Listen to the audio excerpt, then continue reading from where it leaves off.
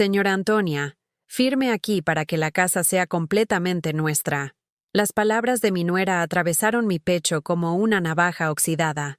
Pero lo que más me dolió fue ver mi propia firma, ya estampada en el papel sin que yo hubiera tocado siquiera la pluma. Hoy, te voy a contar algo que nunca pensé que contaría. Y si tú, por un segundo, sientes que esto te suena familiar, solo te pido que dejes un like y te suscribas.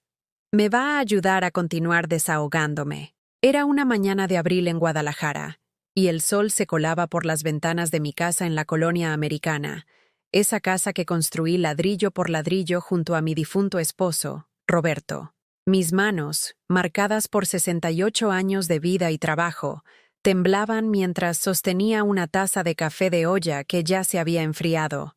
El aroma a canela que tanto me consolaba ahora me sabía amargo, como si hasta esa simple alegría matutina hubiera perdido su poder de tranquilizarme. Leticia, mi nuera, se paseaba por mi sala como si fuera la dueña. Llevaba puesta una blusa rosa de seda que yo le había regalado para su cumpleaños, esa misma blusa que ahora parecía burlarse de mi ingenuidad. Sus tacones repiqueteaban contra el piso de talavera que Roberto y yo habíamos elegido con tanto cariño hace 30 años, cada paso sonando como una amenaza sorda contra mis recuerdos. «Es solo un trámite, suegra», me decía mientras se retocaba el labial en el espejo del recibidor, ese espejo antiguo que había pertenecido a mi madre. «Usted ya vivió su vida, ahora nos toca a nosotros. Estará mucho mejor en la casa de retiro Santa Elena. Tienen actividades, misa diaria y hasta clases de tejido para gente como usted, gente como yo». Esas 3 palabras resonaron en mis oídos como campanas de funeral. El notario, un hombre flaco de bigote gris que no levantaba la vista de sus papeles, carraspeó con impaciencia.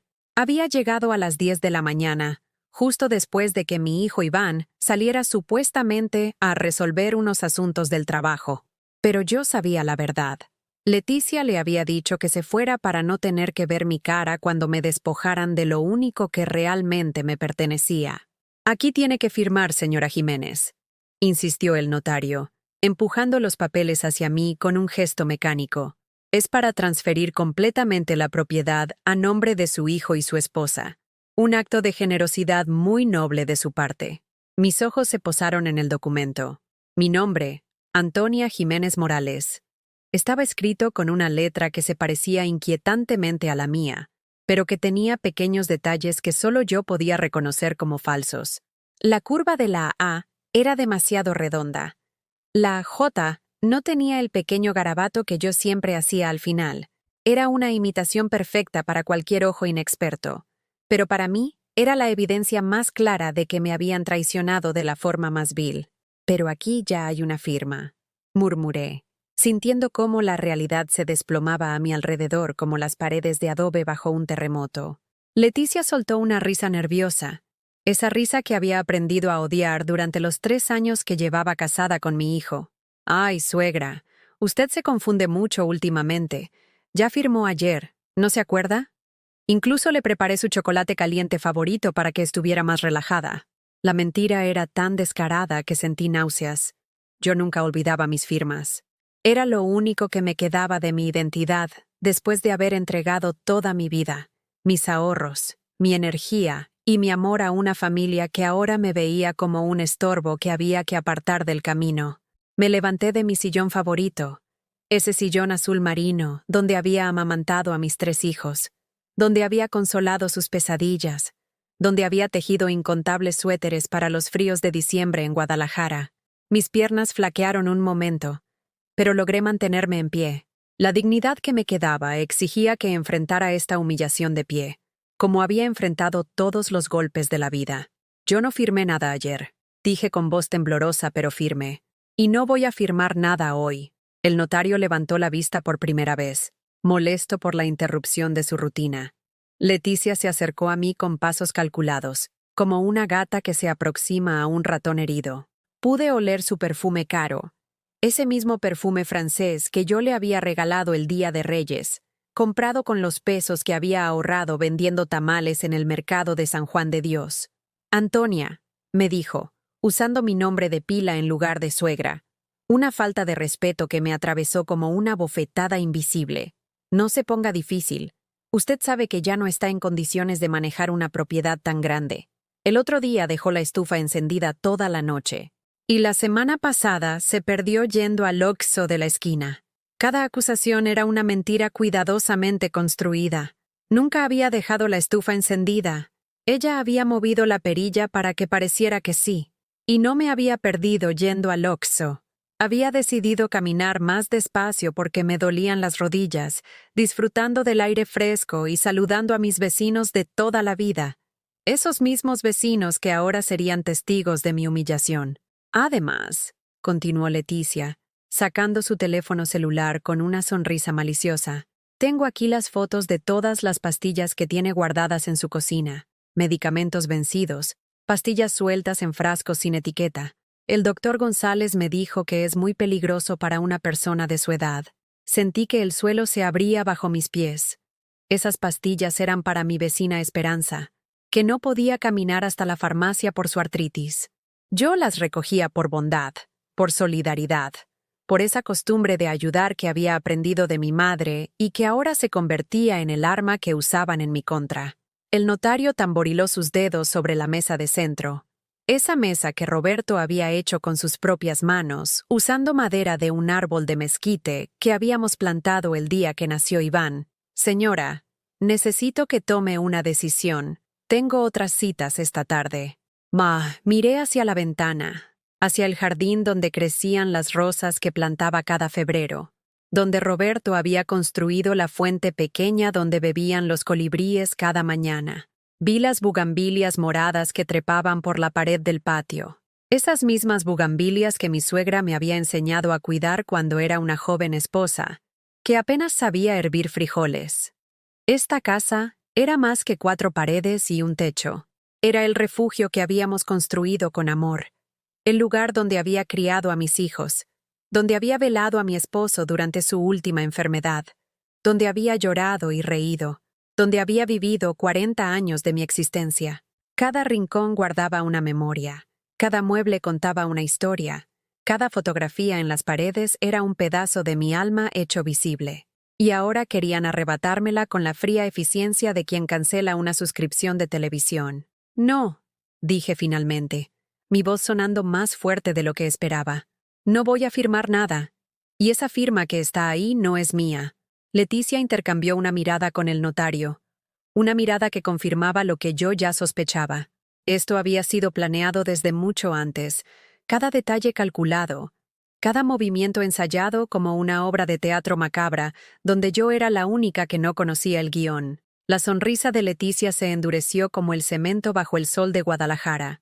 Se acercó a mí, hasta quedar tan cerca que pude ver las pequeñas arrugas que empezaban a formarse alrededor de sus ojos.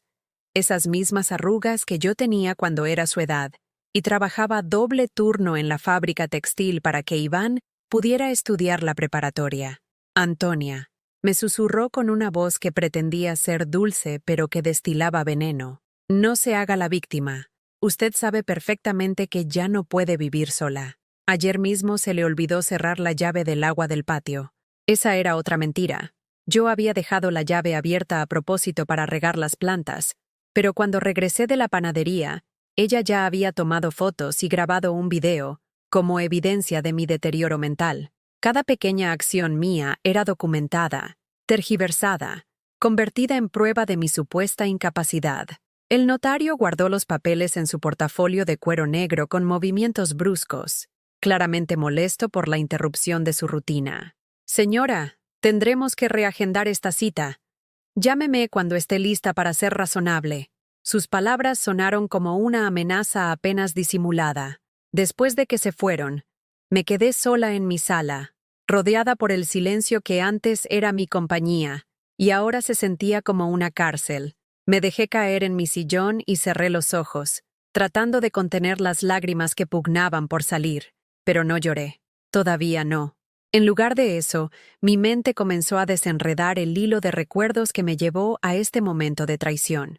Recordé el día que conocí a Leticia, hace 4 años en la boda de mi comadre Refugio. Iván la había traído como su amiga especial, y yo quedé encantada con esa muchacha de sonrisa amplia y modales educados que se ofrecía a ayudarme a servir el mole y que halagaba mi sazón como si fuera la octava maravilla del mundo.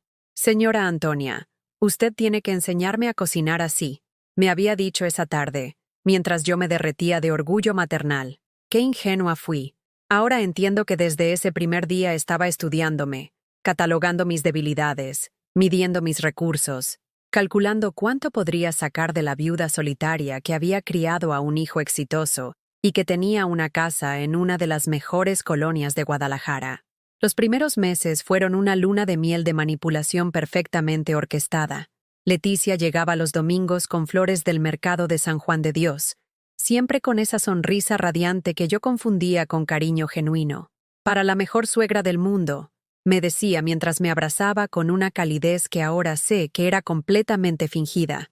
Se ofrecía a acompañarme al banco, al mercado, a las citas médicas.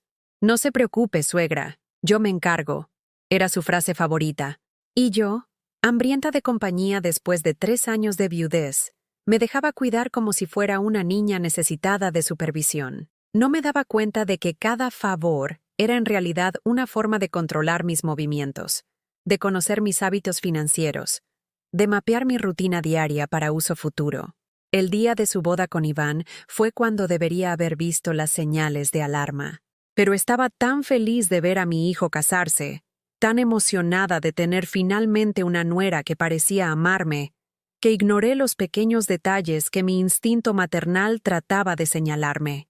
Recordé vívidamente cómo Leticia había insistido en que la boda fuera en el salón más caro de la ciudad, el Quinta Real, con mariachi de 12 músicos y cena para 200 invitados. «Es que queremos que sea perfecta, suegra. Usted entiende, ¿verdad? Solo se casa uno una vez». Y yo, como la madre babosa que era, saqué mis ahorros de toda una vida para darles los 250,000 pesos que necesitaban para la boda de sus sueños. 250,000 pesos. El dinero que había ahorrado peso por peso durante 30 años, vendiendo tamales los fines de semana, cosiendo vestidos de quinceañera por las noches, rentando el cuarto de atrás a estudiantes de la universidad, dinero que había guardado religiosamente para mi vejez, para las emergencias médicas, para no ser una carga para mis hijos cuando llegara el momento de necesitar ayuda. «Es una inversión en su felicidad, mamá», me había dicho Iván cuando se lo entregué en un sobre Manila esa mañana de febrero. «Te prometo que te lo vamos a regresar en cuanto nos estabilicemos». Sus ojos no podían sostener mi mirada cuando hizo esa promesa, como si ya supiera que era una mentira. Pero yo quería creerle.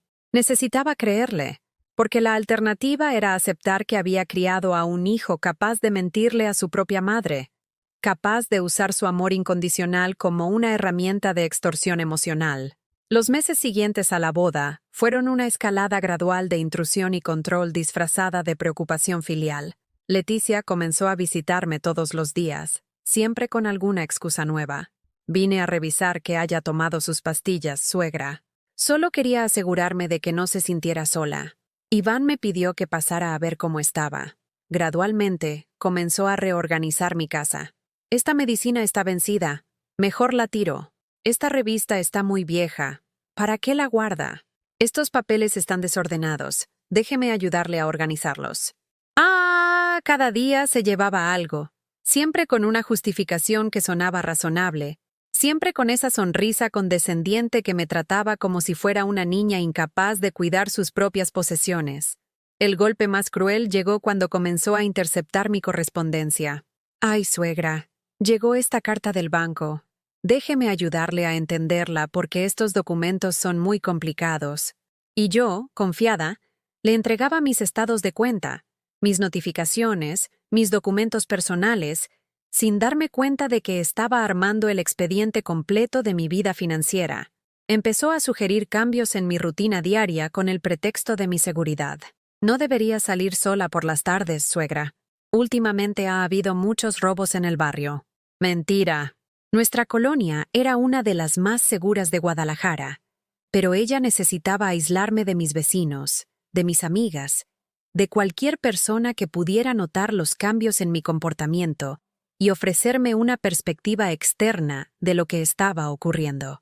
Poco a poco, mi mundo se fue encogiendo. Dejé de ir a la panadería de Don Chema porque el pan está muy salado para su presión. Dejé de visitar a mi hermana Elena porque está muy lejos y puede cansarse manejando. Dejé de asistir a la iglesia de San José porque hay demasiadas escaleras y puede caerse.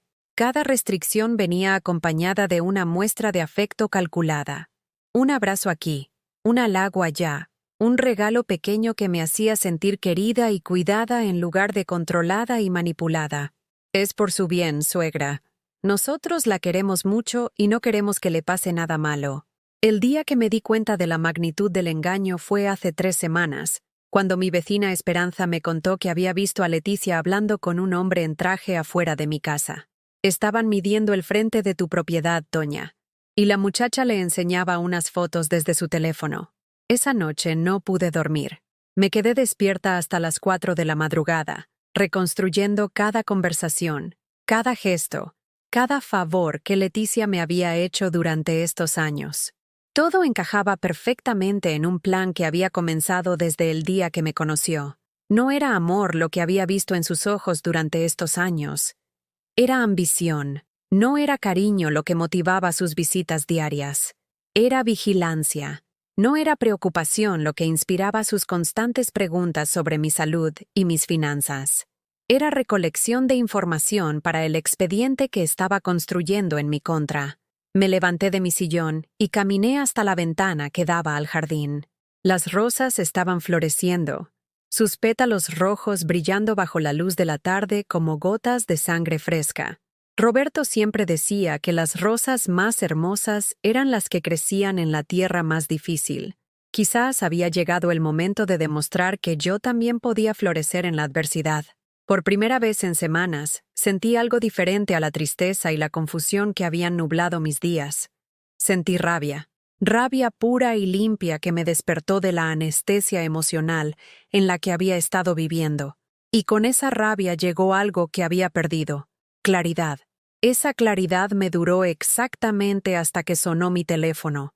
Era Iván, mi hijo, el niño que había cargado en brazos durante sus noches de fiebre, el muchacho al que había enseñado a andar en bicicleta en el Parque Alcalde, el hombre al que había apoyado incondicionalmente durante su divorcio anterior, cuando su primera esposa se fue con otro.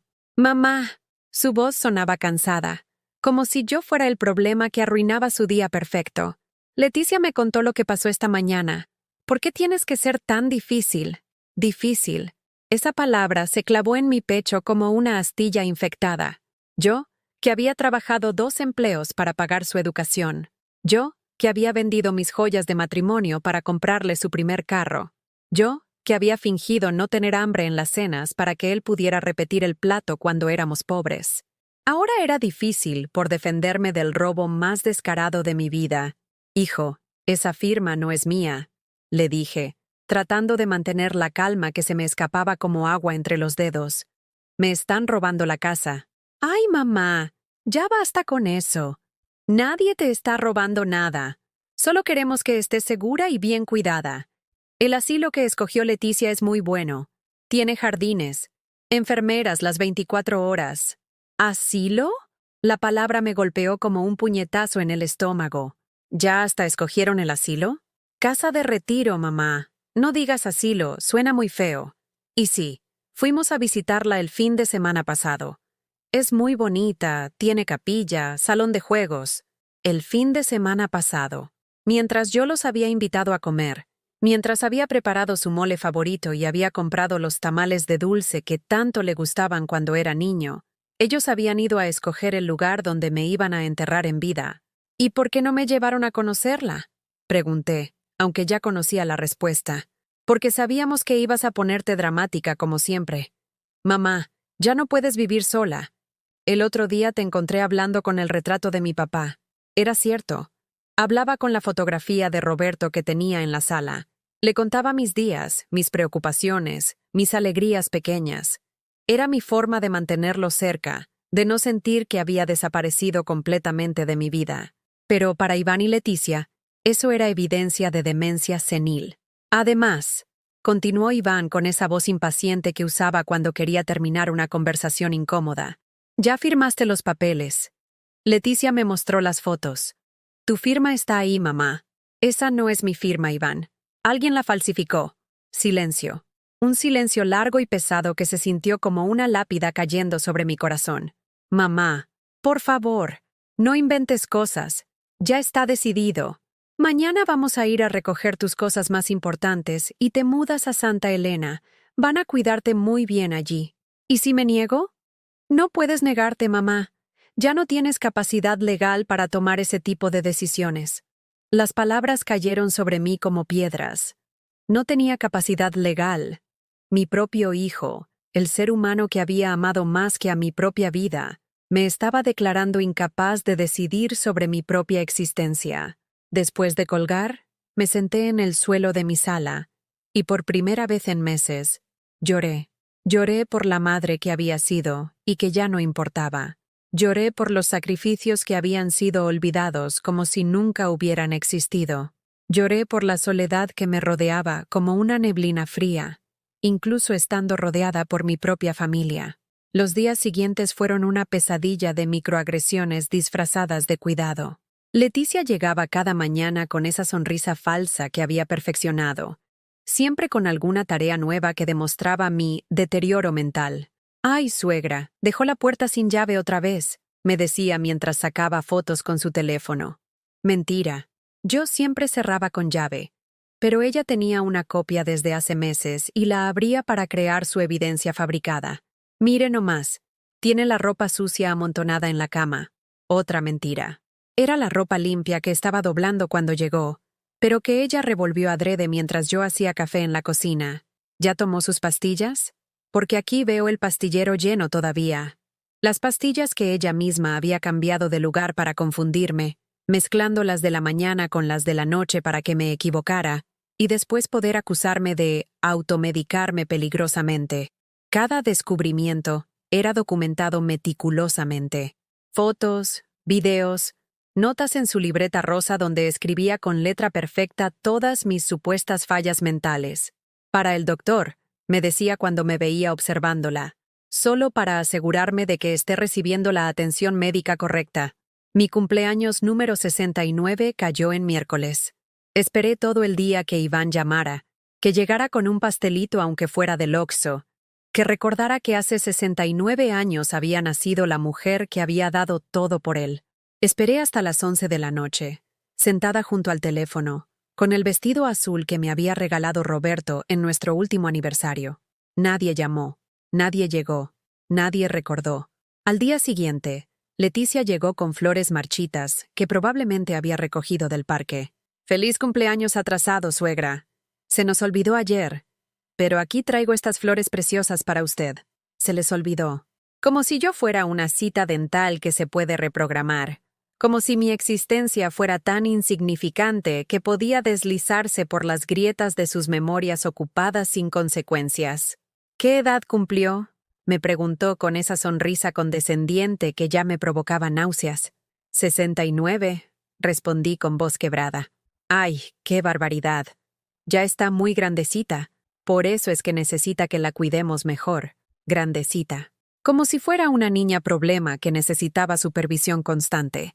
Como si mis casi 70 años de experiencia, de sabiduría acumulada, de supervivencia a tragedias que ella ni siquiera podía imaginar, no significaran nada más que un número que justificaba mi invalidación. La gota que derramó el vaso llegó el viernes por la tarde. Estaba regando mis plantas en el jardín, esas plantas que había cuidado durante décadas, cuando escuché voces en la entrada. Me asomé por la ventana y vi a Leticia hablando con una pareja joven que miraba mi casa con ojos calculadores. «Es una propiedad excelente», le decía Leticia al hombre, que tomaba fotos de la fachada con su teléfono. «La ubicación es perfecta, la construcción es sólida, y el precio va a ser muy competitivo porque necesitamos vender rápido». Vender. Ya estaban vendiendo mi casa. Ni siquiera habían esperado a que me mudara al asilo. Ni siquiera habían tenido la decencia de esperar a que estuviera fuera de la propiedad para empezar a mostrarla a compradores potenciales. ¿La señora mayor ya sabe? Preguntó la mujer joven, señalando hacia la ventana donde yo estaba parada, paralizada por la traición. Ay, sí, claro que sabe, mintió Leticia sin pestañear. Ella misma fue la que nos pidió que la vendiéramos. Dice que ya no puede con una casa tan grande. Mentira tras mentira tras mentira. Un castillo de naipes construido con mi destrucción, sostenido por la complicidad silenciosa de mi propio hijo. Esa noche, por primera vez en mi vida adulta, consideré si valía la pena seguir viviendo. No por dramática, no por autocompasión, sino por una evaluación fría y racional de mi situación. No tenía casa, no tenía dinero, no tenía familia que me defendiera. No tenía futuro más allá de pudrirme lentamente en una habitación compartida de asilo, recordando mejores tiempos mientras extraños decidían cuándo comer, cuándo bañarme, cuándo tomar mis medicinas. Pero entonces recordé las palabras que mi madre me había dicho antes de morir. Mija, una mujer que ha sobrevivido a la pobreza, a la pérdida, al desamor y a la traición, no se rinde cuando está a punto de descubrir de qué está hecha realmente. Me levanté de la cama y fui al closet donde guardaba mis documentos más importantes. Ahí, en una caja de zapatos que había pertenecido a Roberto, encontré algo que había olvidado por completo. Una póliza de seguro de vida que él había contratado antes de morir, y que incluía un beneficio por invalidez permanente o internamiento forzoso. También encontré las copias de todos los recibos de los 250,000 pesos que les había dado para la boda, las transferencias bancarias, los comprobantes, todo perfectamente documentado con mi obsesión característica por guardar papeles. Y lo más importante, encontré el testamento que había hecho hace 5 años, donde establecía claramente que la casa era mía únicamente y que Iván solo heredaría después de mi muerte natural, no por incapacidad declarada. Por primera vez en semanas, sonreí. Leticia había cometido un error fatal. Había subestimado a la vieja confundida que creía estar manipulando. El lunes por la mañana llegué al bufete de abogados en la avenida Chapultepec, con todos mis documentos organizados en una carpeta que había comprado especialmente para la ocasión. Era azul marino, del color del vestido que usé el día de mi boda, y me daba una extraña sensación de poder tenerla entre las manos. El licenciado Ramírez, un hombre de mi edad con canas respetables y ojos que habían visto demasiadas traiciones familiares, revisó mis papeles con la meticulosidad de un orfebre examinando joyas. Cada tanto alzaba las cejas o movía la cabeza, y yo sentía como si estuviera viendo mi vida a través de los ojos de alguien que entendía las leyes que yo desconocía. Señora Jiménez, me dijo finalmente, quitándose los lentes y mirándome directamente a los ojos, lo que intentaron hacerle es un delito grave: falsificación de documentos, despojo, abuso financiero contra adulto mayor. Esto puede terminar en prisión para las personas responsables. Prisión. La palabra resonó en mi cabeza como el doblar de campanas. Iván en prisión. Mi hijo, mi bebé. El niño que había llorado en mis brazos cuando se lastimó la rodilla aprendiendo a andar en bicicleta. ¿También mi hijo?, pregunté con un hilo de voz, dependiendo de su nivel de participación. Si él estaba al tanto de la falsificación y participó activamente en el plan, sí. Si solo fue manipulado por su esposa, tendríamos que investigar más. Salí del bufete con una mezcla de esperanza y terror. Esperanza porque finalmente alguien me estaba tomando en serio, porque mis documentos eran sólidos, porque tenía derechos que podía defender. Terror porque estaba a punto de destruir la vida de mi propio hijo, y porque sabía que una vez que pusiera en marcha este proceso legal, no habría vuelta atrás. Esa tarde, cuando llegué a casa, Leticia ya estaba ahí, pero esta vez no estaba sola. Iván estaba con ella, y por primera vez en meses pude ver en su cara algo que no había visto desde que era adolescente: miedo genuino. «Mamá», me dijo Iván tan pronto como crucé la puerta, «tenemos que hablar». «Claro, hijo. Hablemos».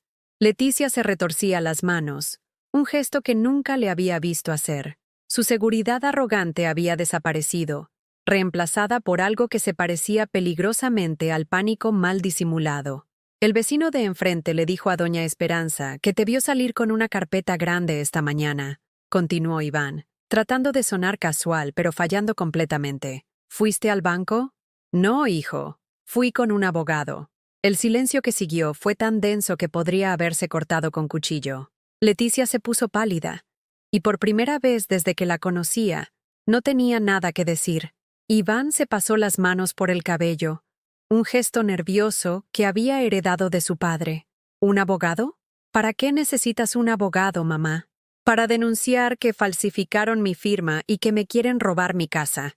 Leticia saltó como si la hubieran pinchado con una aguja. Antonia, usted está mal de la cabeza. Nadie le robó nada. Usted misma firmó, pero su voz había perdido toda la dulzura condescendiente de los meses anteriores. Ahora sonaba estridente, desesperada, como el chillido de un animal acorralado. No, Leticia, yo nunca firmé esos papeles, y tengo manera de probarlo. Iván se acercó a mí con las manos extendidas, como si estuviera tratando de calmar a un animal salvaje. Mamá, por favor, siéntate. Vamos a resolver esto en familia. En familia, repetí, y la ironía de esas palabras me hizo reír con amargura. ¿Cómo cuando decidieron en familia internarme en un asilo sin consultarme? ¿Como cuando decidieron en familia vender mi casa sin decirme? Leticia y Iván intercambiaron una mirada rápida, y en ese intercambio vi toda la comunicación silenciosa que habían desarrollado para manejar el problema de mamá. Vi años de conversaciones susurradas donde yo era el obstáculo para su felicidad, el estorbo que había que remover con eficiencia. Nadie va a vender nada, mamá, mintió Iván con la misma facilidad con que respiraba. Solo queremos que estés segura y bien cuidada. ¿En serio? Porque el viernes vi a Leticia mostrándole la casa a una pareja joven. Les decía que el precio iba a ser muy competitivo porque necesitaban vender rápido. Leticia negó con la cabeza violentamente, como una niña pequeña atrapada en una mentira. Eso no es cierto. Usted se confunde mucho. No me confundo, Leticia. Y ya no me voy a dejar engañar más. Fue entonces cuando Iván mostró su verdadera naturaleza.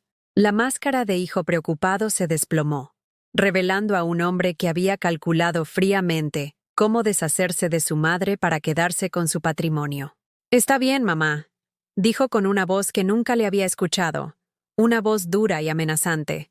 Si quieres jugar a los abogados, vamos a jugar, pero te advierto que tenemos documentación médica que demuestra tu deterioro mental. Tenemos videos, fotos, testimonios de vecinos sobre tu comportamiento errático. ¿Testimonios de vecinos? Pregunté, sintiendo cómo el suelo se movía bajo mis pies. Leticia recuperó algo de su arrogancia al ver que Iván había tomado control de la situación. ¡Ay, sí, suegra! Don Fernando nos contó que usted salió en pijama a regar las plantas a las 2 de la mañana la semana pasada. Y doña Carmen dice que la ha visto hablando sola cuando camina por la calle. Más mentiras. Don Fernando había muerto hace 6 meses de un infarto.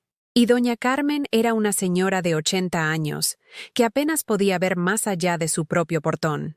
Pero ellos habían construido un caso tan elaborado, con tantos detalles falsos pero creíbles, que cualquier juez podría creer que efectivamente yo había perdido la capacidad mental. Además, continuó Iván, acercándose a mí de una manera que me hizo retroceder instintivamente. Cualquier abogado que contrates va a ser muy caro.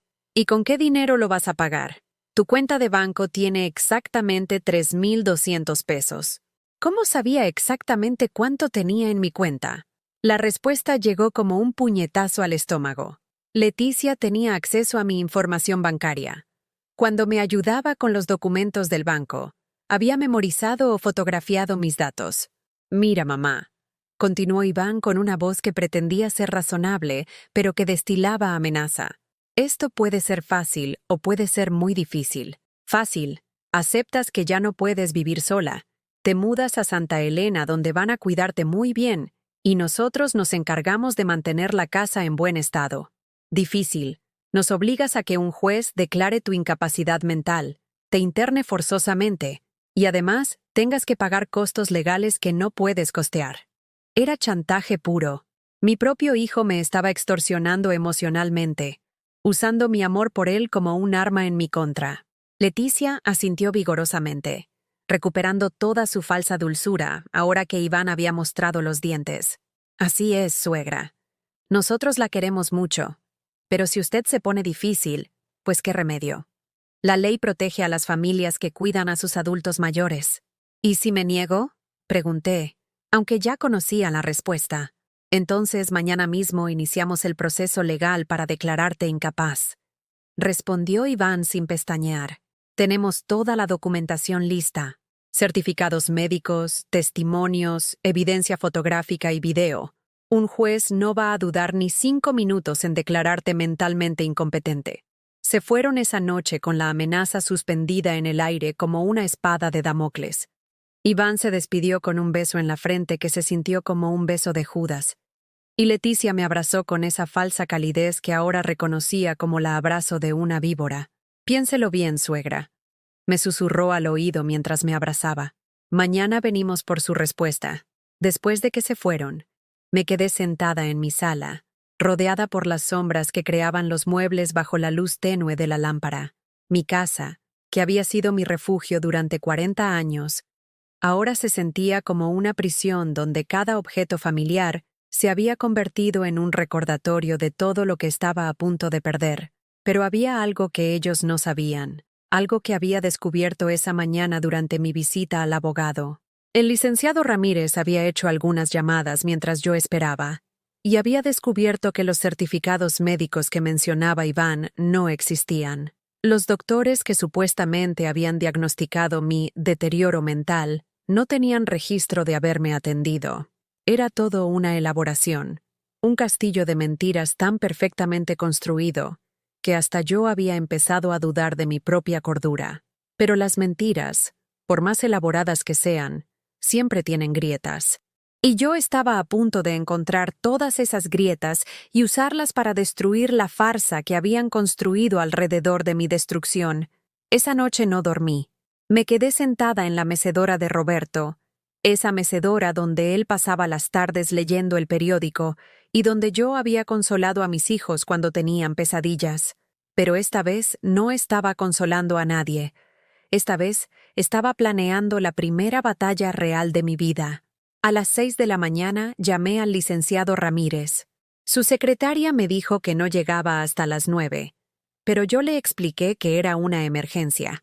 20 minutos después, él me devolvió la llamada desde su celular. Señora Jiménez, ¿está bien? ¿Pasó algo? Licenciado, vinieron ayer a amenazarme. Dicen que van a iniciar un proceso para declararme incapaz mentalmente. ¿Pueden hacerlo? Pueden intentarlo, pero necesitarían evidencia médica real, no fabricada.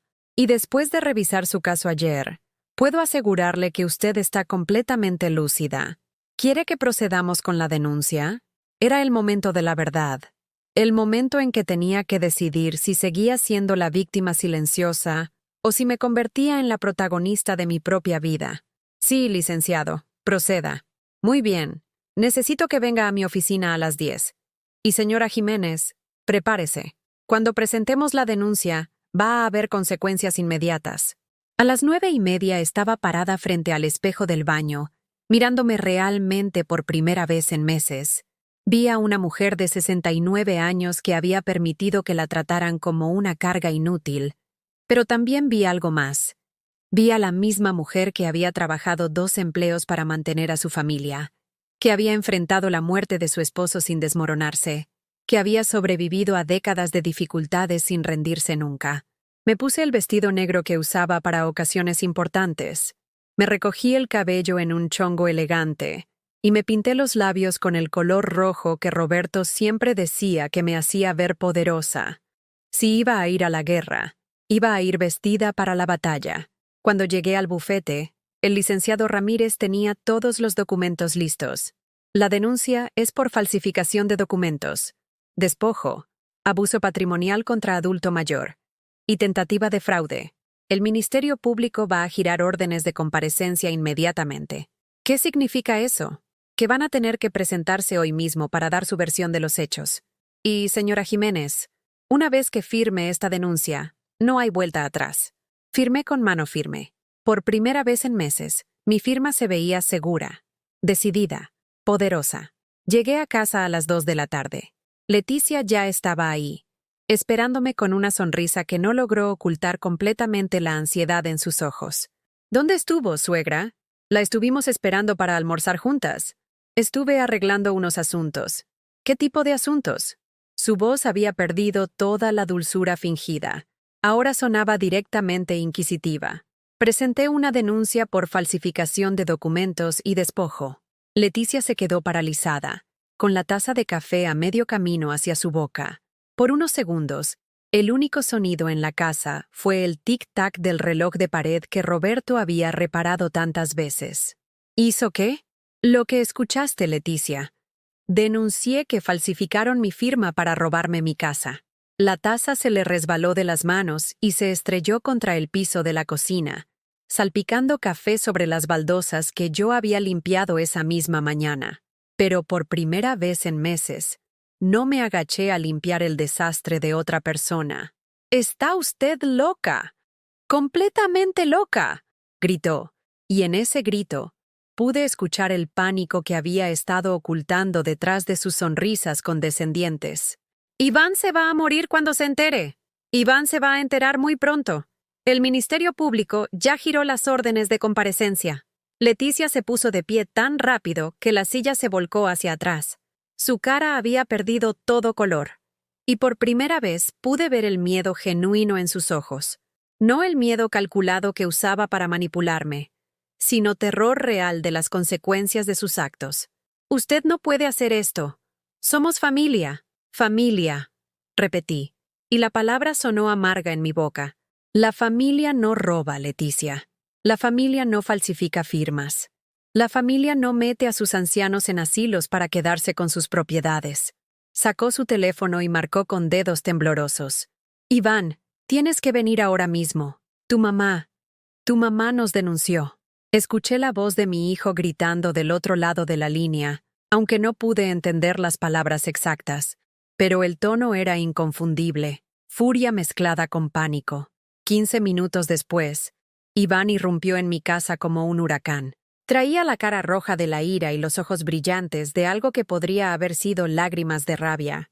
«¿Cómo pudiste hacer esto, mamá?», gritó, y por un momento pensé que iba a golpear algo. «¿Cómo pudiste denunciar a tu propia familia? ¿Y cómo pudieron ustedes robarme, Iván? ¿Cómo pudieron falsificar mi firma y planear internarme para quedarse con mi casa? Nadie te robó nada. Solo queríamos cuidarte. ¿Cuidarme vendiendo mi casa a mis espaldas? ¿Cuidarme falsificando documentos? ¿Cuidarme inventando historias sobre mi salud mental?» Iván se desplomó en el sofá, con la cabeza entre las manos. Por primera vez desde que llegó, no estaba gritando. Cuando levantó la cara, vi algo que no había visto en años. A mi hijo real, no a la versión manipulada que Leticia había estado controlando. «Mamá, yo no sabía lo de la firma falsa. Leticia me dijo que tú habías firmado pero que después te olvidaste». Leticia le lanzó una mirada envenenada. «No me eches la culpa a mí. Tú también querías la casa». «¡Cállate!», le gritó Iván, y en ese grito escuché ecos del niño que había sido, del muchacho que se defendía cuando otros niños lo molestaban en la escuela. «Tú me dijiste que ella ya había firmado». Por primera vez desde que conocía a Leticia, la vi perder completamente el control.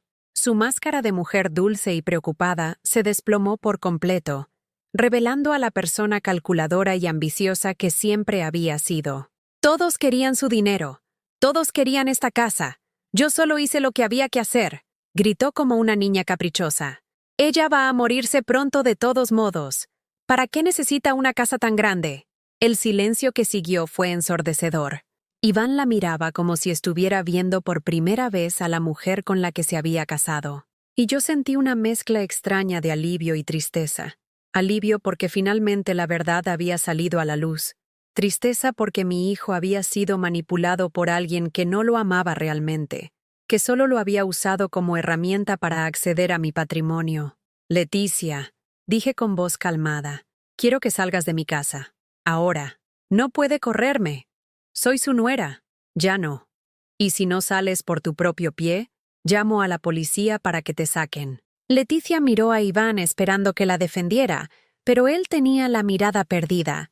como si estuviera procesando años de mentiras y manipulaciones. Cuando se dio cuenta de que no iba a recibir apoyo, recogió su bolsa y caminó hacia la puerta. «Esto no se va a quedar así», gritó desde el umbral. «Tengo derechos. Soy la esposa de su hijo». «Ya veremos qué dice el juez sobre tus derechos», le respondí. Después de que se fue, Iván y yo nos quedamos solos por primera vez en meses. Él seguía en el sofá, con la cabeza entre las manos, y yo seguía de pie, sintiendo por primera vez en mucho tiempo que tenía control sobre mi propia vida. «Mamá», dijo finalmente, sin levantar la vista. «No sé qué decir. Dime la verdad, Iván. ¿Sabías que la firma era falsa?» «No, te juro que no. Leticia me mostró los papeles y me dijo que tú habías firmado en la mañana, pero que después te confundiste y olvidaste haberlo hecho. ¿Y tú le creíste?» «Sí». Su voz era apenas un susurro. «Porque quería creerte. Porque era más fácil pensar que tú estabas confundida que pensar que mi esposa era una ladrona». «¿Y los certificados médicos que mencionaste ayer?» «Leticia me dijo que los tenía. Nunca los vi. ¿Y los testimonios de los vecinos?» «Tampoco los vi. Solo creí lo que ella me decía». Era doloroso escucharlo admitir su credulidad, pero también era liberador. Mi hijo no era un criminal calculador. Era un hombre que había sido manipulado por una mujer que había estudiado nuestras debilidades y las había explotado con precisión quirúrgica. «Hijo», le dije, sentándome finalmente en mi sillón favorito, «tenemos que hablar de muchas cosas. Pero antes, necesito saber, ¿todavía quieres que me vaya a un asilo?» Iván levantó la cabeza y me miró directamente a los ojos por primera vez en meses. «No, mamá. Nunca debí haber pensado eso. Esta es tu casa. Siempre va a ser tu casa». Hoy por primera vez en semanas, sentí que podía respirar completamente. 3 días después, mi teléfono sonó a las 6 de la mañana. Era Leticia, pero su voz sonaba completamente diferente. Ya no era la mujer dulce y manipuladora que había conocido, ni tampoco la criatura histérica que había visto el día que salió de mi casa. Esta versión de Leticia era fría, calculadora, peligrosa. «Antonia, necesitamos hablar». «No tenemos nada que hablar, Leticia». «Sí tenemos, porque si no retira esa denuncia, voy a destruir a su precioso Iván». El hilo de su voz tenía una calidad metálica que me hizo sentir escalofríos. «¿De qué estás hablando?» «Tengo videos de Iván admitiendo que sabía lo de la firma falsa. Tengo grabaciones de él planeando cómo internara en el asilo. Tengo correos donde él me pide que acelere el proceso para vender la casa porque necesita el dinero para pagar sus deudas». Mi mundo se tambaleó. «Estás mintiendo». «¿En serio quiere apostar? Porque si esos videos llegan al Ministerio Público, su hijo no solo va a ir a la cárcel por complicidad, va a ir por ser el cerebro de toda la operación». Iván me dijo que él no sabía nada. Iván le miente, Antonia. Siempre le ha mentido. ¿Por qué cree que me casé con él? ¿Por su físico? ¿Por su personalidad? Me casé con él porque era la manera más fácil de llegar a su dinero y a su casa. Las palabras caían sobre mí como martillazos, cada una diseñada para destruir no solo mi confianza en Iván, sino también mi confianza en mi propia capacidad de juicio. «Tiene 24 horas para retirar la denuncia», continuó Leticia con esa voz que me helaba la sangre. «Si no lo hace, mañana mismo entrego esos videos, y su hijo va a pasar los próximos 10 años de su vida en la cárcel. ¿Y si retiro la denuncia? Entonces desaparecemos. Yo me divorcio de Iván, él se queda con usted, y nunca más vuelve a saber de mí. Pero si no, bueno, espero que le gusten las visitas conyugales en Puente Grande». Colgó antes de que pudiera responder. Pasé las siguientes horas en una agonía mental que no le desearía a mi peor enemigo. ¿Y si tenía razón? ¿Y si Iván había mentido? ¿Y si todo su arrepentimiento había sido otra actuación, esta vez para salvar su pellejo? A las 2 de la tarde, cuando ya no podía más con la incertidumbre, llamé a Iván. «Hijo, necesito verte». «Ahora». «¿Qué pasó, mamá? Te escuchas muy rara». «Leticia me llamó esta mañana». El silencio del otro lado de la línea fue tan largo que pensé que se había cortado la llamada. «¿Qué te dijo?», preguntó finalmente. «Que tiene videos tuyos admitiendo que sabías todo. que tienes deudas y necesitas el dinero de la casa, que tú fuiste el cerebro de todo este plan. Otro silencio. Este aún más largo. Mamá, ¿puedes venir a mi departamento? Hay cosas que necesito contarte. El viaje a su departamento en la colonia del Valle se sintió como el trayecto más largo de mi vida. Cada semáforo era una eternidad, cada cuadra un kilómetro. Mis manos temblaban en el volante, y por primera vez en años, consideré seriamente la posibilidad de que quizás era demasiado vieja para manejar. Quizás realmente estaba perdiendo la capacidad de enfrentar la realidad. El departamento de Iván estaba en desorden completo. Había cajas por todos lados, ropa apilada en las sillas, platos sucios en el fregadero.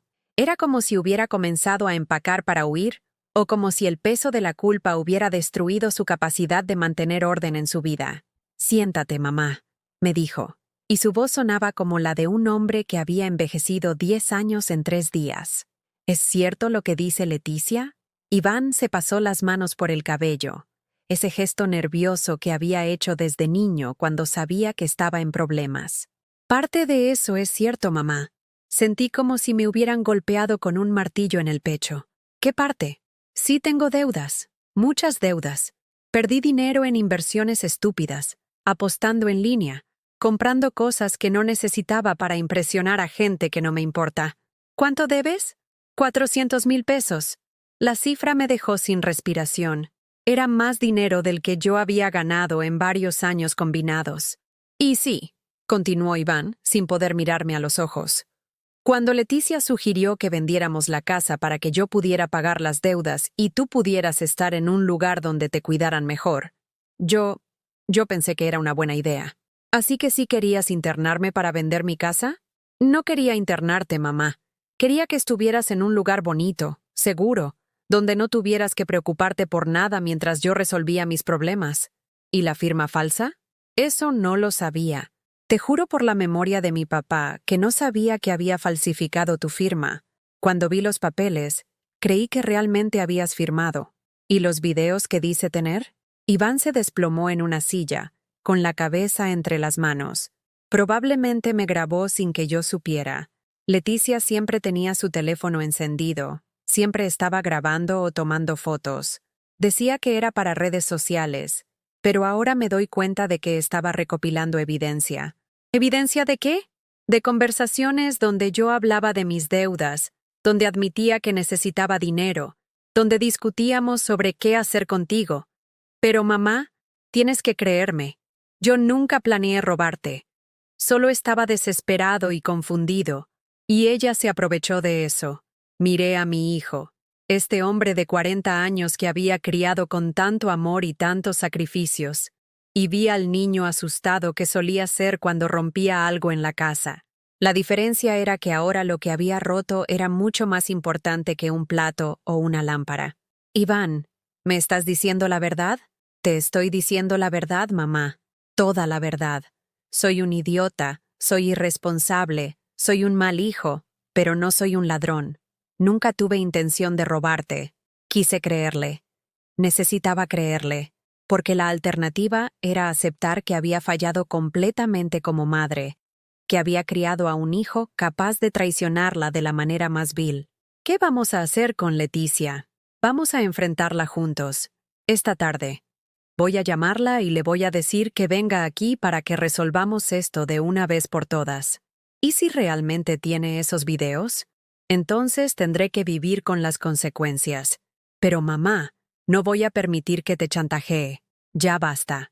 Ya es suficiente daño. Esa tarde, Leticia llegó al departamento de Iván con la actitud de alguien que viene a cobrar una deuda. Traía una sonrisa triunfante y los ojos brillantes de la seguridad de quien tiene todas las cartas ganadoras en su mano. ¿Ya tomaron su decisión? Preguntó sin siquiera saludar. Sí, respondió Iván, poniéndose de pie con una determinación que no había visto en él desde que era adolescente. Mi decisión es que te vayas al carajo. Leticia rió como si hubiera escuchado el chiste más gracioso del mundo. ¿En serio? ¿Esa es tu decisión? Sacó su teléfono y empezó a reproducir un audio. La voz de Iván llenó el departamento. No sé qué hacer, Leticia. Debo tanto dinero que no voy a poder pagar nunca. Si pudiéramos convencer a mi mamá de que venda la casa, mi corazón se detuvo. Era real. Los videos eran reales. Pero entonces Iván hizo algo que no esperaba. En lugar de desplomarse o suplicar, se acercó a Leticia y le arrebató el teléfono de las manos. ¿Sabes qué, Leticia? Adelante. Enséñale esos videos a quien quieras. Porque prefiero ir a la cárcel antes que seguir siendo el títere de una mujer que no ama a nadie más que a sí misma. Leticia se quedó paralizada. Por primera vez desde que la conocía, no tenía respuesta inmediata. Además, continuó Iván, mirándome directamente a los ojos. Mamá, hay algo más que necesitas saber. Leticia no solo falsificó tu firma, también usó tu tarjeta de crédito para comprar ropa, joyas, vacaciones. Yo acabo de descubrir los estados de cuenta que había escondido. Sacó una carpeta de debajo del sofá y me la entregó. Adentro había estados de cuenta que mostraban compras por más de 50,000 pesos en tiendas de lujo, restaurantes caros, hoteles. ¿Con mi tarjeta? Pregunté, sintiendo cómo la traición se multiplicaba exponencialmente. Con tu tarjeta, con tu nombre, con tu dinero, confirmó Iván. Encontré los recibos escondidos en su bolsa ayer, cuando estaba empacando sus cosas. Leticia había perdido todo el color de la cara. Eso no es cierto. Iván me está tendiendo una trampa. ¿Una trampa? Iván soltó una carcajada amarga. Leticia, tienes recibos firmados con el nombre de mi madre en tu propia letra. Tienes videos selfie en restaurantes caros pagando con su tarjeta. ¿De verdad crees que alguien va a creer que mi madre de 69 años se fue de compras a Palacio de Hierro y gastó 15,000 pesos en ropa de marca? Por primera vez desde que conocía a Leticia, la vi completamente derrotada. Su máscara de control y manipulación se desplomó por completo, revelando a una mujer desesperada que había apostado todo a una estrategia que acababa de volverse en su contra. Ahora, dije, poniéndome de pie con una dignidad que no había sentido en meses, vas a salir de nuestras vidas para siempre. Y si intentas chantajear a mi hijo o a mí otra vez, estos recibos van a llegar directamente al Ministerio Público. Leticia recogió su bolsa con movimientos mecánicos, como un autómata cuya programación acaba de fallar. En la puerta se volteó una vez más. «Esto no termina aquí», murmuró. «Sí», le respondí con una calma que me sorprendió a mí misma. «Sí termina aquí». La mañana después del enfrentamiento final con Leticia, me desperté con una sensación que no había experimentado en meses. Silencio interno. No el silencio vacío de la soledad, sino el silencio lleno de paz de quien finalmente ha recuperado el control de su propia vida. Me levanté antes del amanecer, como había hecho durante décadas cuando trabajaba en la fábrica textil, pero esta vez no era por obligación, era porque quería ver salir el sol desde mi jardín, quería sentir el aire fresco de Guadalajara en mi cara, quería recordar cómo se sentía estar viva de verdad. Las rosas que había plantado el año anterior estaban floreciendo. Durante todos estos meses de caos, había pensado que se habían marchitado por mi negligencia, pero ahí estaban, rojas, fragantes, resistentes. Como yo. Iván llegó a las 8 de la mañana con bolsas del mercado. Traía los ingredientes para hacer mi desayuno favorito: chilaquiles rojos con queso fresco, frijoles refritos y café de olla con canela. No había cocinado para mí en años, pero recordaba perfectamente lo que me gustaba. «¿Cómo dormiste, mamá?», me preguntó mientras desempacaba los jitomates para la salsa. «Dormí como no había dormido desde que murió tu papá». «¿En serio?». «En serio. Por primera vez en meses no tuve pesadillas. No me desperté preguntándome qué nueva humillación me esperaba al día siguiente». Iván dejó de cortar cebolla y me miró con ojos que brillaban con algo que podría haber sido lágrimas. «Mamá, siento mucho todo lo que pasó. Siento haber sido tan ciego, tan egoísta. Hijo, todos cometemos errores. La diferencia está en si aprendemos de ellos o los repetimos. Cocinamos juntos como no lo habíamos hecho desde que era adolescente. Él picaba verduras mientras yo preparaba la masa para tortillas hechas a mano. Esas tortillas que Leticia siempre rechazaba diciendo que las compradas eran más convenientes. Por primera vez entendí que no las rechazaba por conveniencia, sino porque representaban algo que ella nunca había tenido. Tradición familiar, amor transmitido a través de generaciones, raíces que se nutren con tiempo y paciencia. Durante el desayuno, Iván me contó toda la verdad sobre sus deudas. No eran solo malas inversiones, como había dicho inicialmente. También había caído en la trampa de las tarjetas de crédito, comprando cosas innecesarias para mantener un estilo de vida que no podía costear, tratando de impresionar a una mujer que estaba con él únicamente por su dinero. ¿Sabías que Leticia tenía novio? Me preguntó de repente, con una tortilla a medio camino hacia su boca. ¿Qué? Ayer, cuando fui a recoger mis cosas de nuestro departamento, estaba ahí un tipo, joven, guapo, bien vestido. Ella ni siquiera trató de explicar quién era. ¿Hace cuánto tiempo? No sé. Pero por la forma en que él conocía dónde estaba todo en la casa, yo diría que mucho tiempo. La revelación no me sorprendió tanto como debería haberlo hecho. Leticia había demostrado ser capaz de cualquier engaño, cualquier traición. ¿Por qué no iba a ser capaz también de adulterio? ¿Sabes qué es lo que más me duele? Continuó Iván. No es que me haya sido infiel. Es que todo este tiempo yo pensé que estaba luchando por salvar mi matrimonio, cuando en realidad solo era parte de su plan para robarte. Hijo, hay algo que necesitas entender. Leticia no te eligió a ti específicamente porque fueras especial para ella. Te eligió porque yo era especial para ti. Tu amor por mí era lo que ella necesitaba para acceder a lo mío. Iván asintió lentamente, procesando esa verdad dolorosa, pero necesaria. Después del desayuno, hicimos algo que no habíamos hecho en años. Caminamos juntos por el centro de Guadalajara. Fuimos al mercado San Juan de Dios, donde yo solía comprar cuando él era pequeño y el dinero alcanzaba apenas para lo esencial. Pero esta vez no fuimos por necesidad, sino por nostalgia. Compramos flores en el puesto de Doña Socorro, que me reconoció después de todos estos meses de ausencia. Señora Antonia, ¿dónde se había metido? Ya la extrañábamos por aquí. Era extraño sentirse extrañada, recordar que existía una comunidad de gente que notaba mi ausencia, que valoraba mi presencia. Durante meses, Leticia me había hecho creer que yo era una carga para todo el mundo, que mi existencia molestaba a quienes me rodeaban. Estuve resolviendo unos problemas familiares, le respondí a Doña Socorro, pero ya estoy de vuelta. Me da mucho gusto, señora. Esta no es lo mismo sin usted. De regreso a casa, Iván y yo nos sentamos en el patio trasero, donde Roberto había construido una banca de cemento bajo la sombra del árbol de limón que plantamos cuando nos mudamos. Era nuestro lugar de conversaciones importantes, donde habíamos discutido las calificaciones de Iván, sus problemas de novio adolescente, sus planes universitarios. Mamá, ¿puedo preguntarte algo?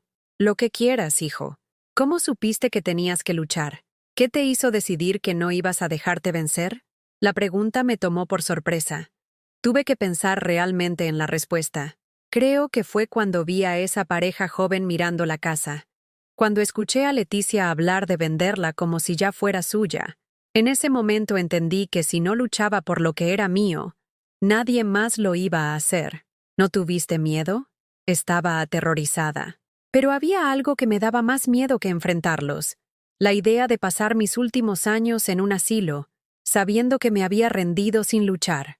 Iván tomó mi mano, esa mano arrugada que había trabajado tanto por él, que lo había consolado tantas veces cuando era niño. Mamá, quiero hacer algo para compensar todo el daño que te causé. ¿Qué tienes en mente? Quiero pagarte los 250,000 pesos que te saqué para la boda, con intereses. Hijo, tú no tienes ese dinero. No ahora, pero voy a conseguirlo. Voy a trabajar doble turno, voy a vender mi carro, voy a hacer lo que sea necesario. Pero te voy a regresar cada peso que te quite. Iván, yo no necesito que me regreses el dinero, pero yo necesito regresártelo, mamá.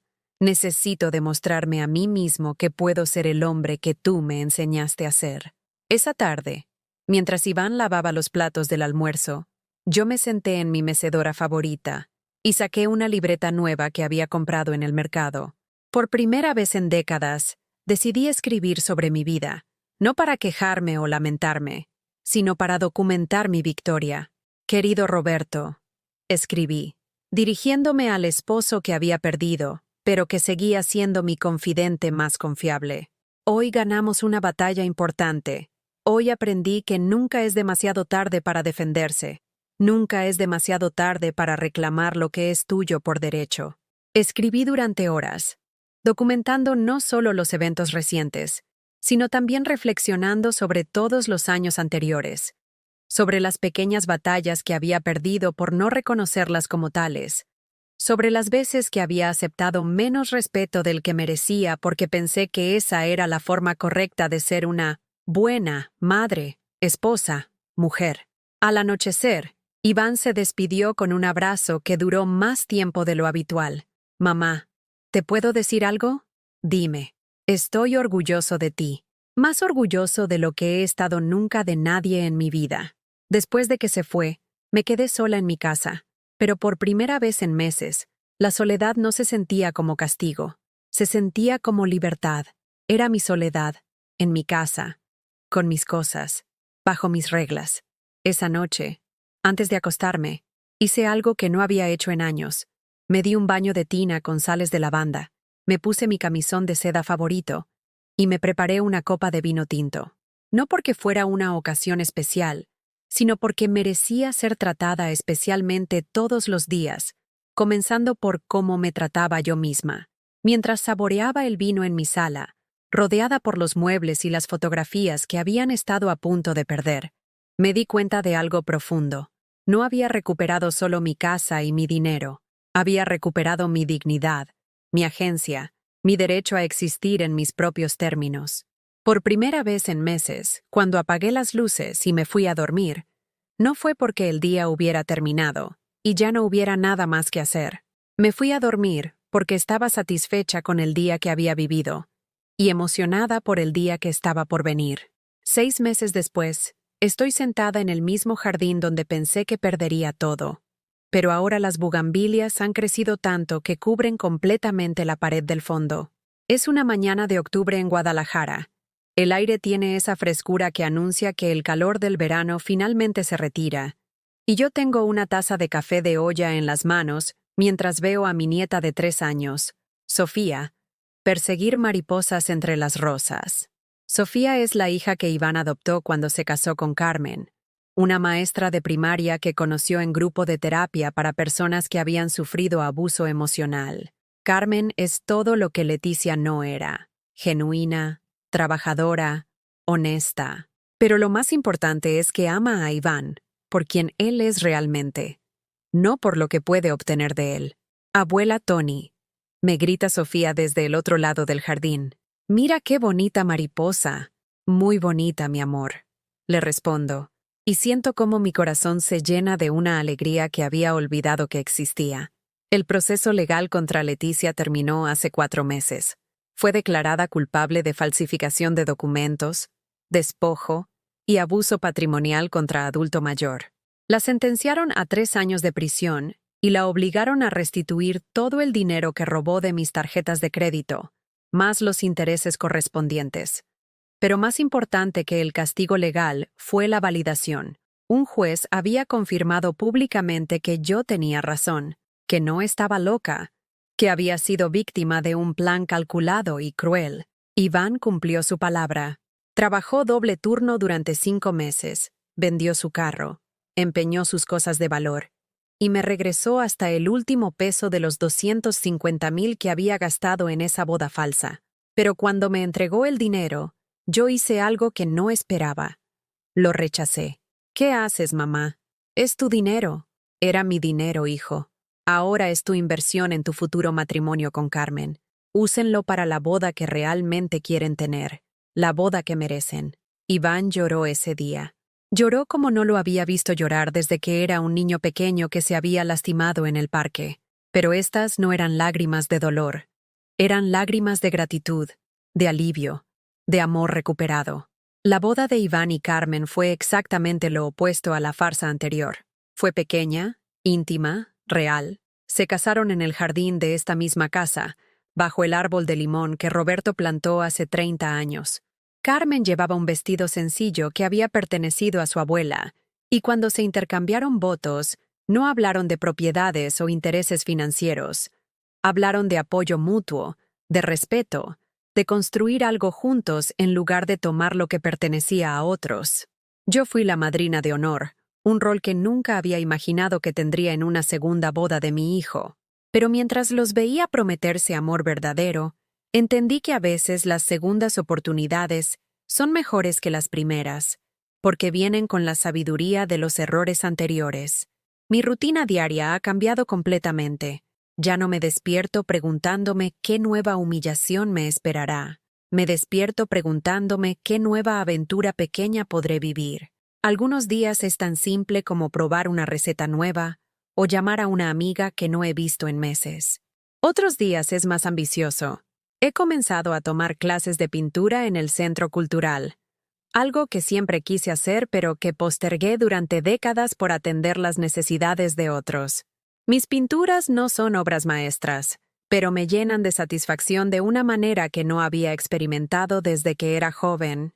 Hay algo profundamente liberador en crear algo hermoso solo porque quieres crearlo, sin que nadie más tenga que aprobarlo o beneficiarse de ello. También he comenzado a escribir, no solo en mi diario personal, sino cartas para otras mujeres que han pasado por situaciones similares.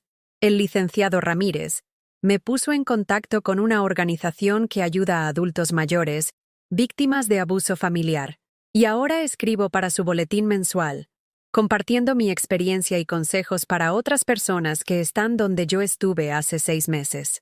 Una de las cartas que más me conmovió fue de una señora en Monterrey que me escribió: Señora Antonia, después de leer su historia, encontré el valor para denunciar a mi yerno que me estaba robando mi pensión. Gracias por demostrarme que nunca es demasiado tarde para defenderse. Esas cartas me han enseñado que mi experiencia, por dolorosa que haya sido, tenía un propósito más grande que mi propia supervivencia. Tenía el propósito de iluminar el camino para otras personas que estaban perdidas en la misma oscuridad donde yo estuve. Carmen se ha convertido en la nuera que nunca supe que necesitaba, no porque trate de reemplazar a una madre que perdió, como hacía Leticia con sus manipulaciones emocionales, sino porque me trata como a una persona completa que tiene valor independiente.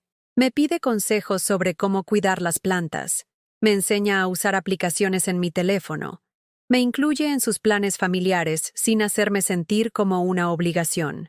Suegra, me dijo el mes pasado, ¿le gustaría que fuéramos juntas a ese viaje a Puerto Vallarta que están organizando en su clase de pintura? Puerto Vallarta. Hace un año, un viaje así habría sido impensable. Leticia habría encontrado 1000 razones por las cuales era peligroso, costoso o inadecuado para una mujer de mi edad. Ahora, voy la próxima semana con un grupo de mujeres de mi edad que han decidido que la aventura no tiene fecha de caducidad. Esta mañana, mientras veo a Sofía jugar en el jardín que estuvo a punto de perder, pienso en todas las cosas que he aprendido en estos meses de reconstrucción. He aprendido que el amor verdadero nunca requiere que abandones tu dignidad. He aprendido que ser generosa no significa permitir que te exploten. He aprendido que cuidar a otros no debe significar descuidarte a ti misma. Pero quizás la lección más importante ha sido que nunca es demasiado tarde para escribir un nuevo capítulo de tu historia. Yo pensé que a los 69 años ya no me quedaban sorpresas, ya no me quedaban oportunidades de crecimiento o cambio. Estaba equivocada. Cada día me levanto con la sensación de que todavía hay vida por vivir, aventuras por experimentar, lecciones por aprender. No porque esté negando mi edad o tratando de ser alguien que no soy, sino porque finalmente entiendo que envejecer con dignidad significa seguir creciendo, seguir defendiéndote, seguir creyendo que mereces respeto y amor. El teléfono suena, interrumpiendo mis pensamientos. Es mi hermana Elena, que llama desde México City para contarme sobre su propia situación con su hijo menor, que recientemente le ha estado pidiendo dinero prestado con excusas cada vez más elaboradas. «Toña», me dice, «después de ver lo que pasaste, me di cuenta de que yo también he estado permitiendo cosas que no debería permitir. ¿Qué vas a hacer? Voy a hacer lo que tú hiciste. Voy a poner límites. Voy a amarlos. Pero voy a amarme a mí misma también». Después de colgar, Me quedo pensando en cómo mi historia se ha convertido en inspiración para otras mujeres de mi generación. Mujeres que fueron criadas para complacer, para sacrificarse, para poner las necesidades de otros siempre por encima de las propias. Mujeres que están descubriendo, como yo, que nunca es demasiado tarde para aprender a valorarse a sí mismas. Cuando cae la tarde y Carmen viene por Sofía, mi nieta se acerca a despedirse con uno de sus abrazos que me llenan el alma. Abuela Tony, ¿mañana puedo venir otra vez a ver las mariposas? Puedes venir todas las veces que quieras, mi amor. Esta siempre va a ser tu casa también. Después de que se van, me siento en mi mecedora favorita y abro mi diario. En la página de hoy escribo: Querido Roberto, hoy entendí algo importante. No luché por recuperar mi casa, mi dinero o mi dignidad. Luché por recuperar mi derecho a existir en mis propios términos. Y esa lucha valió cada lágrima, cada noche de insomnio, cada momento de miedo. Cierro el diario y miro hacia el futuro con una serenidad que no había sentido en años. Mañana comenzará otro día, lleno de posibilidades que todavía no puedo imaginar.